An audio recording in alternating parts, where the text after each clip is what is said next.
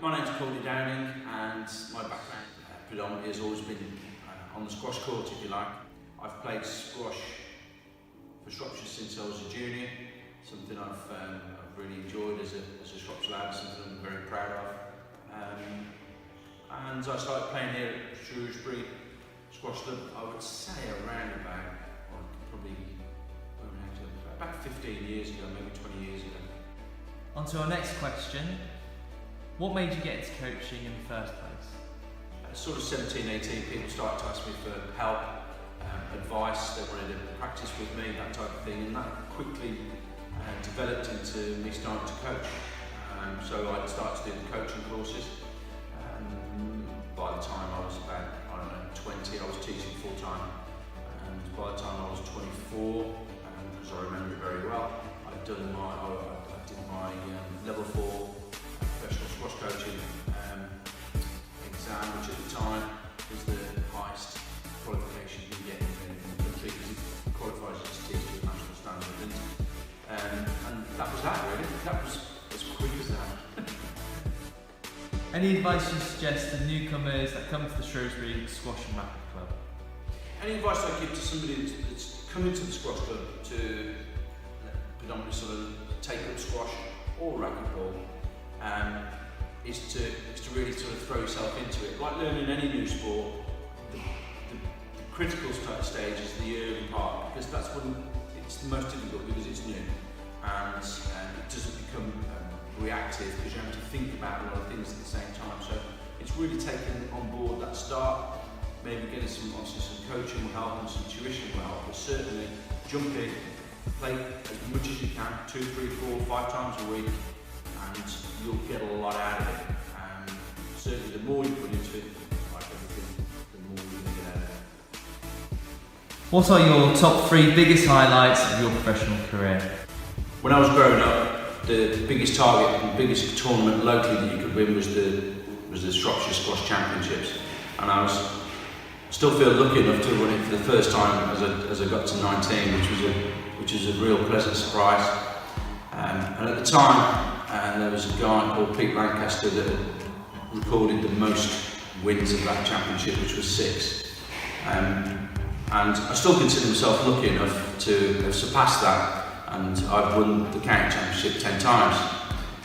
So that's a real personal, proud thing that I'm very, very proud of.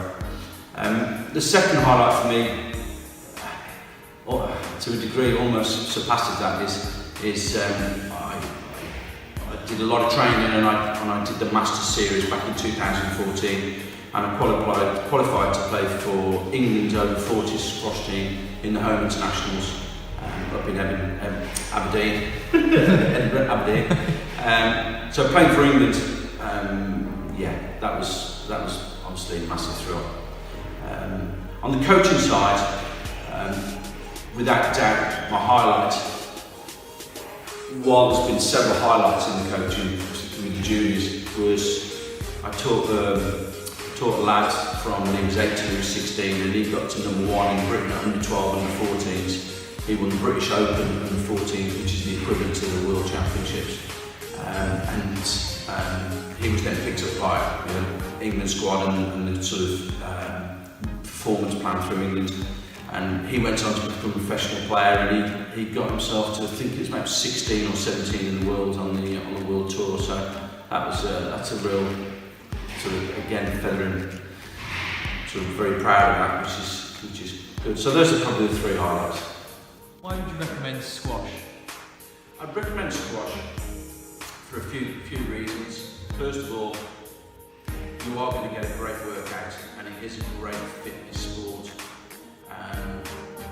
To that end, it's also available all throughout the year. It doesn't matter whether it's dark outside, whether it's raining outside, or whether it's snowing. It's an all year round, all weather sport, being indoors. The other reason I would certainly recommend it is because of the competitive element of it. It's as competitive as you want to make it, because you can play with friends socially, you can join the club leagues, and you can go on from there to develop into sort of team squash, and there's teams and stronger leagues that you can go into join. But So yeah, those are probably the main reasons. It's great fun, you're going to get a great workout, and you can be as competitive as you want, and you can play whenever you want. Who is your inspiration, as well as all-time favourite squash player? I started playing squash at the local squash club because my dad played a bit of squash. I wouldn't say that my dad was directly an inspiration to me, and I wouldn't say that there was anybody individually that was inspirational, or I can tell you what inspired me. Basically was that as I was growing up and I was playing against adults in the local club leagues, I hated losing. And when I saw the juniors picking up trophies at the awards nights, and as I was getting older and playing and getting into county stuff and whatever, that inspiration actually came from me. Yes, there were people around, but it was me that drove me to play more, to practice, to train. Hated losing, liked winning, and wanted to get better and better.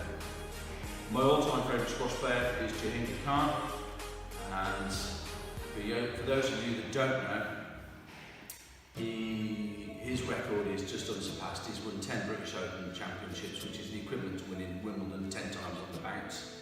And at one stage in his career, he went 5.5 years on the professional tour without even losing a match, which totaled 555 matches unbeaten. Quite a phenomenal athlete, and not only just for me as an inspiration in squash terms, he would be up there for me in the top 2 or 3 all-time sportsmen or sports person in the world ever. If you could pick only 2 exercises to train someone to be able to play squash at a professional level, what would they be and why? If I could only pick 2, then first of all, without a doubt, would be what we call ghosting.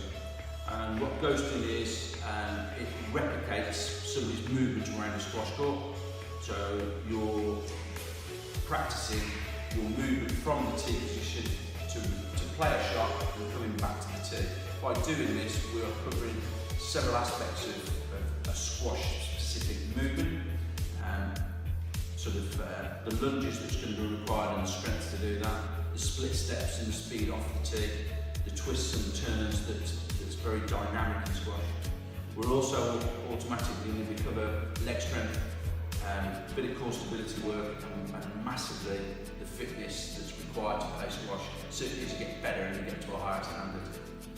The second exercise that I would pick to accompany that would probably be just in the gymnasium on a bike and doing just very simple, straightforward minute sort of sprint flat out, a minute rest or a minute sort of light down on the push bike. Because what you're trying to replicate in squash is the ability to go flat out. You only get a short period of time to rest and then go flat out again. So you can do that. And being on a push bike, it's obviously not weight there, and so you're not jarring the legs like you would be, say, going out for a run or something. So those would be the 2 that I would pick. But the ghosting is the big one. So we're going to go through the basics of the ghosting, the training that I was talking about just, being one of the most important practices that you can do as a squash player. And Elaine has very kindly agreed to demonstrate that for us. So I'm going to just point a few corners. Elaine's going to do the ghosting, and then we'll sort of summarise it.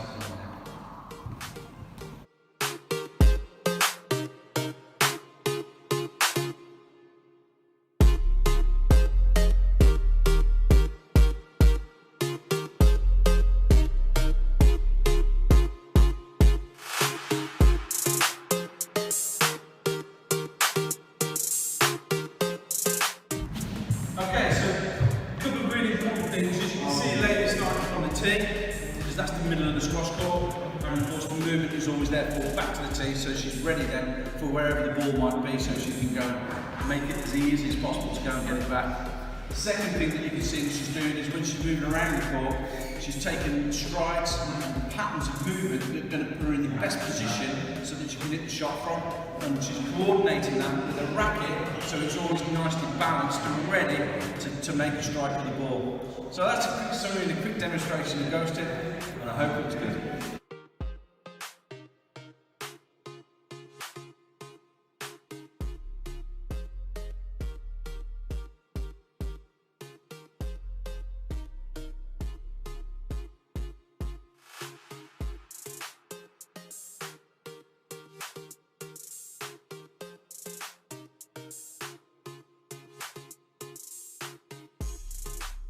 Guy. I am the club captain of Shrewsbury Squash and Racketball. How did the club start from day one? The club started in 1974 out of the rugby club next door. A few members fancied a squash club, or the ability to play squash. So it's been here quite a long time.